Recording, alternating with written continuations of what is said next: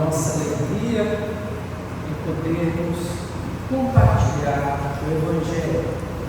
E o Evangelho de hoje está em Lucas, capítulo 3, versos 7 a 18. Convido a igreja a estar de pé.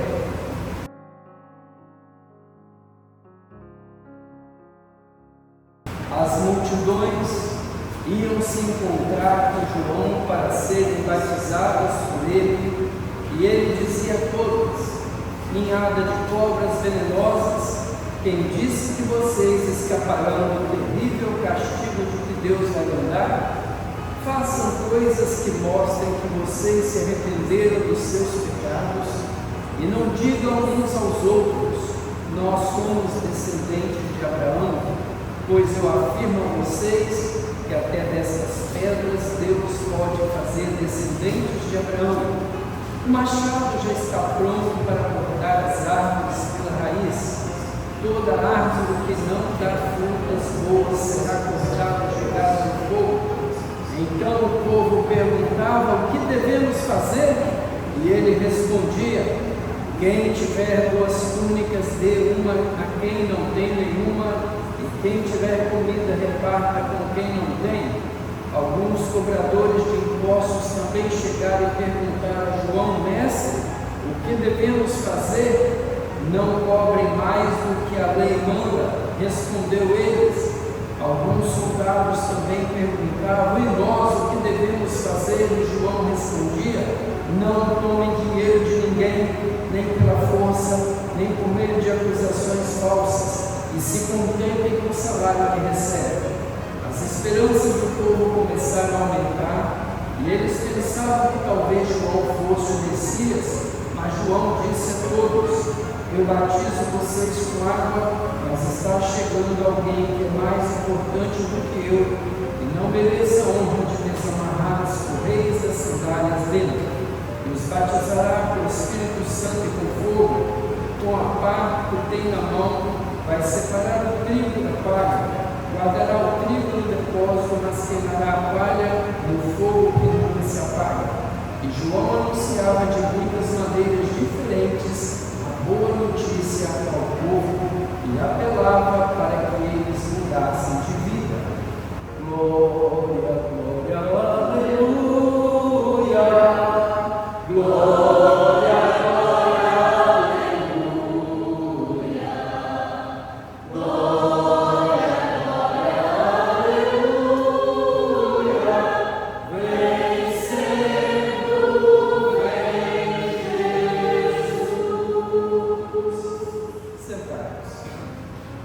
Interessante observar que as multidões iam procurar João o Batista. Interessante observar que ele vivia no deserto. Tinha uma comida parecida com a daqueles que viviam no deserto, comendo insetos, o mel silvestre. Vestia-se com pele de animais, um cinto bem simples amarrando a cintura. Ele tinha um modo de ser e de fazer, e também de dizer, que até ofendia. Imagine se alguém chega perto de você para você te ajudar a mudar de vida, você que está buscando uma conversão, e ele chega e fala: sua raça de víboras, sua cobra venenosa, cascavel, ela é cruel, seu veneno é como um fel. Já pensou tratar a gente assim? Então, a gente não gosta de normalmente ser difamado, depreciado. Então, essa maneira dele falar, meio que impulsiva, explosiva, de alguma forma comunicava. E comunicava tanto que tinha um apelo que os jovens afluíam até essa fala dele, e muitos mudavam de vida, até porque a mensagem, mais do que ser atraente ou a pessoa parecer agitada, ela precisa de ser, segundo a profecia, o que Deus manda dizer. E se Deus manda dizer algo, ainda que duro, é necessário que se diga. É um ponto interessante de se observar. Tem gente que diz assim: profecia é alguma coisa que eu sei que Deus está falando no meu coração. Dificilmente alguém diz assim, raça de vida, né? Alguém nesse processo do que se chama de profecia hoje. Entretanto, o sentido da profecia aqui, ela fere meio como uma espada de dois gumes, cortante como a palavra de Deus. E ela não se importa de ir ao coração do problema e não se importa de dilacerar a alma, buscando, quem sabe, arrebentar corações de pedra, quem sabe pessoas de coração insensíveis, ouvidos que não escutam. É dentro desse contexto, então, que ele diz que Deus pode levantar descendentes de Abraão, independente de ser daquele povo, daquela etnia, daquela localidade. E outro ponto, ele diz que esse tempo já chegou, está muito perto de cortar o que não presta. Ele então traz esse discurso das últimas coisas, do fim, já com uma proximidade muito grande. E eu não sei se isso leva muita gente a temer porque sabia que estava fazendo algo errado, temer porque sabia que a estrutura social estava errada, temer porque percebia que dentro desses muitos erros, de alguma forma, cada um contribuía para aquele fim. E dentro desse contexto, eles, depois de ouvir e ter um processo de educação, de preparação, ele chegava a dizer: e aí, João, o que nós precisamos de fazer? É então que João vai aconselhar o povo, dizendo: povo, você precisa de lembrar que na sua vestimenta as pessoas costumam usar uma túnica por debaixo, que é uma roupa mais íntima, e uma túnica por de cima. Ora, você sendo mais classe média, mais abastado, tendo essas duas túnicas, o outro está no frio, não tem nenhuma, o que você poderia fazer? Compartilha das duas que você tem. E ainda ele diz: e aquele que tem comida e o outro está sem? Vamos lembrar que eles não tinham supermercado, que eles eram pobres, explorados, eles viviam à margem da sociedade, eles eram um pequeno povo dentro do Império Romano, que era grande e poderoso. E é dentro desse contexto de exploração que não tinham supermercados, que não tinham seguridade social, como a gente tem no INSS, as viúvas dependiam muito, as mulheres também, e muitos estavam em condição de viuvez ou em situação difícil. As doenças eram consideradas como uma maldição de Deus, e é dentro desse contexto de sem INSS, sem saúde pública, sem aposentadoria, sem dinheiro, o pouco que tinha ainda, eles sofriam extorsão diante dos atos de violência.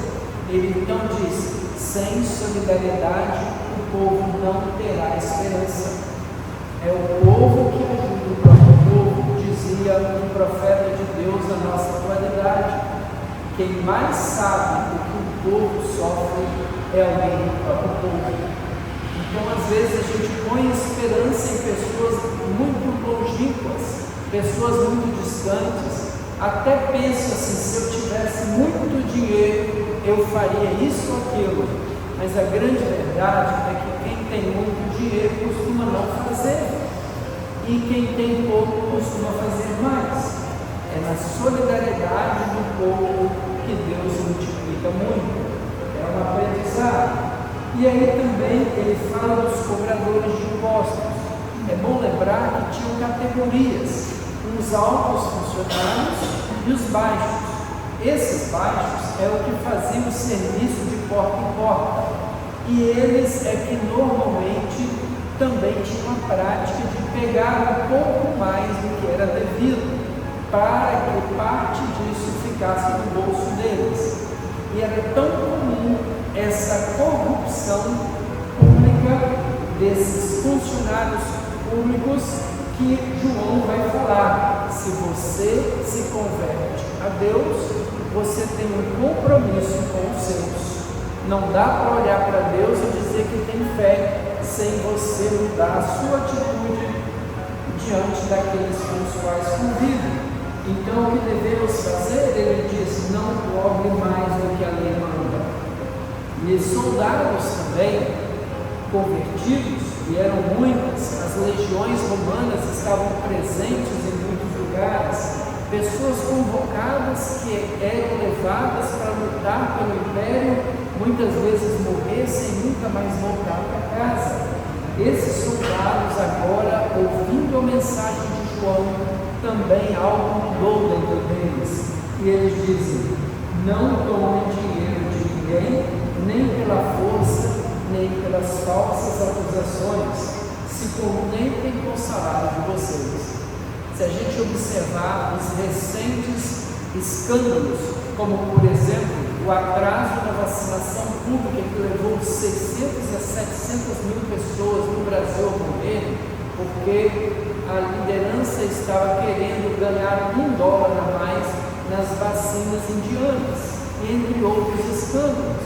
Então a gente vai percebendo como que isso ainda está presente dentro de nós, onde, querendo ganhar um pouco mais do que é o combinado, as pessoas se corrompem e não se importam quando vão morrer. Meu tio foi colocado na época da pandemia no espaço coletivo após uma cirurgia cardíaca. O que aconteceu? O tio Francisco pegou o Covid na enfermaria. O filho único foi cuidar dele, Júlio, e também pegou.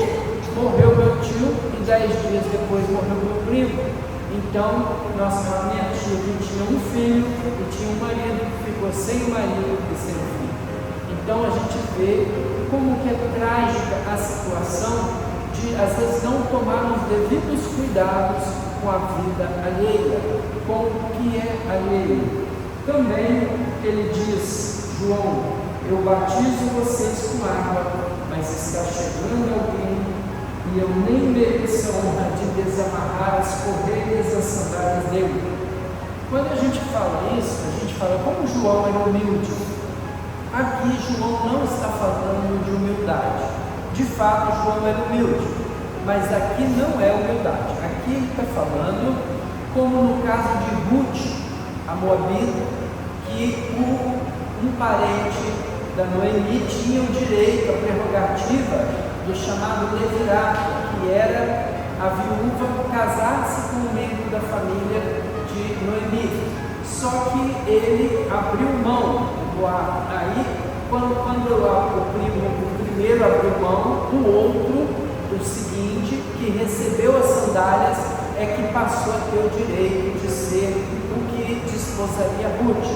Essa passagem da sandália é um ato de desposar, é um ato jurídico de passar a vez de um para o outro. É como se tivesse um contrato de compra do apartamento e você era o primeiro a receber aquela oportunidade. Mas você fala assim: eu passo o meu direito para o seguinte. Então, ele está dizendo: embora eu pareça Messias, embora eu ajude as pessoas na conversão, eu não sou o Espírito Santo, eu não sou Deus, eu não sou o Messias. Eu passo a vez de vocês estarem dizendo que eu sou. Eu passo para aquele que de fato é que tem o direito de ser o Messias, que é Jesus o Cristo. Então aqui ele está declarando formalmente, segundo o Evangelho, segundo São Lucas, de que João não é o Messias, mas que Jesus Cristo é o Messias. Esse Jesus que foi discípulo de João, esse Jesus que foi batizado por João, esse Jesus que passou um tempo de preparação com João e que, segundo alguns dizem, ele foi um discípulo de João. a ponto de ter uma época em que Jesus estava batizando mais na Judéia do que João. E aí os discípulos de João ficaram com inveja e falaram: olha, ele está batizando mais. Quando Jesus soube disso, o negócio de Jesus não era competição. Então Jesus se retira da Judéia para a Galileia para não haver confusão entre os discípulos dele com os de João, porque não havia competição na fala e na proposta de Jesus. Pelo contrário, João preparou o caminho, Jesus deu o seguimento.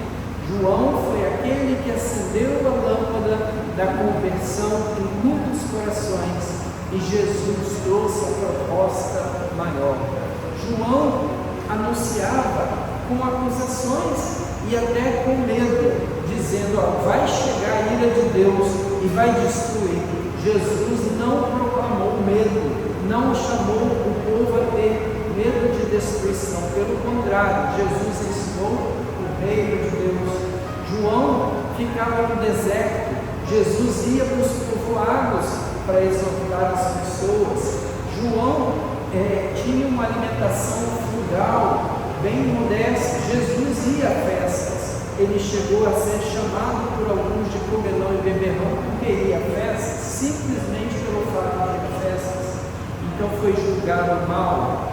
Jesus tinha uma proposta que era mais do que comida e bebida. Ele disse: o reino dos céus é justiça. Jesus então traz uma proposta muito mais abrangente.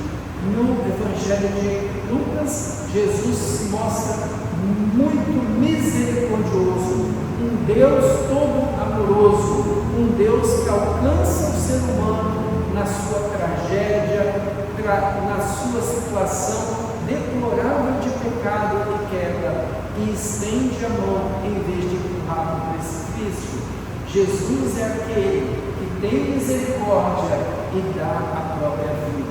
Esse então Jesus de Nazaré é esse que o Espírito Santo vai declarar: tu és o meu filho, a partir da fala do Pai, né? Então Jesus é esse que exerce o ministério de todo amor.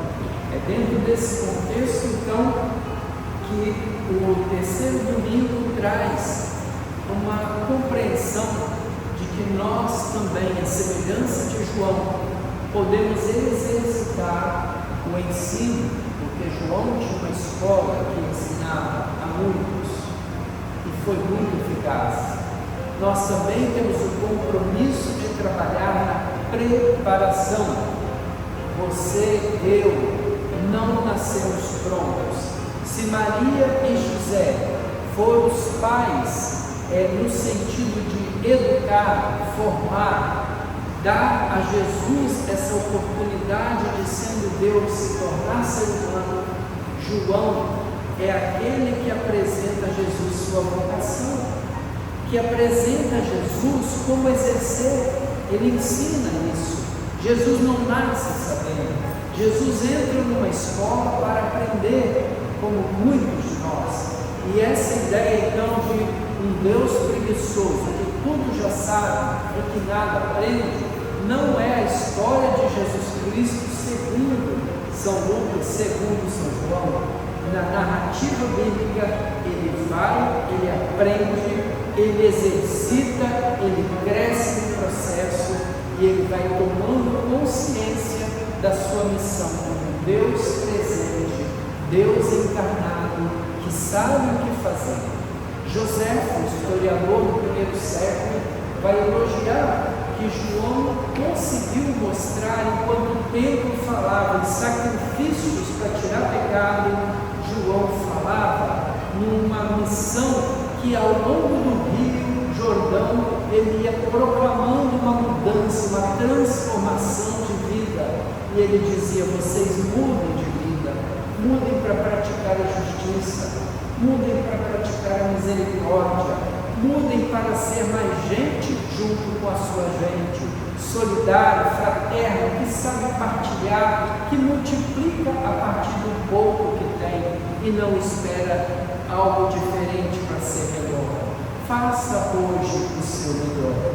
E nesse contexto, então, José elogia o que esse batismo que João traz de conversão, eu diria até social, de conversão humana. E Jesus Cristo é esse que complementa essa transformação e vem dizer que esse amor de Deus é por toda a criação. E como diz em João, porque Deus amou o mundo de tal maneira que Ele deu seu Filho. Então, Natal é esse amor ao mundo. Um mundo que não pode ser destruído porque o rio está poluído. Um mundo que não pode ser destruído pelo excesso de gases de efeito estufa. Um mundo que não pode ser destruído pelo fogo, porque nenhum de nós aqui é carne para ser assada.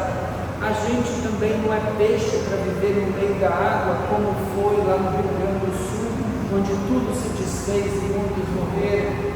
A gente precisa de equilíbrio para poder viver, e esse equilíbrio é o que Deus quer na nossa vida.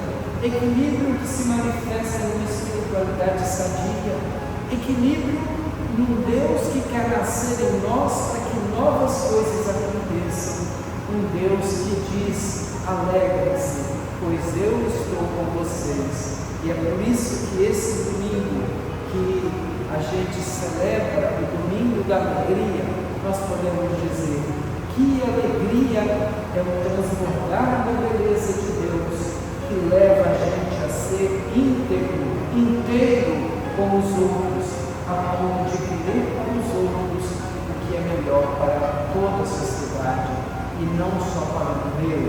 Então, em vez de dizer meu Deus, eu digo nosso Deus.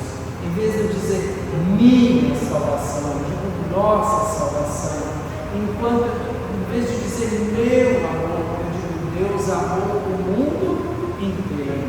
Então, esse amor inteiro e por inteiro, que é o amor de Deus que celebramos e que nos enche dessa alegria transbordante.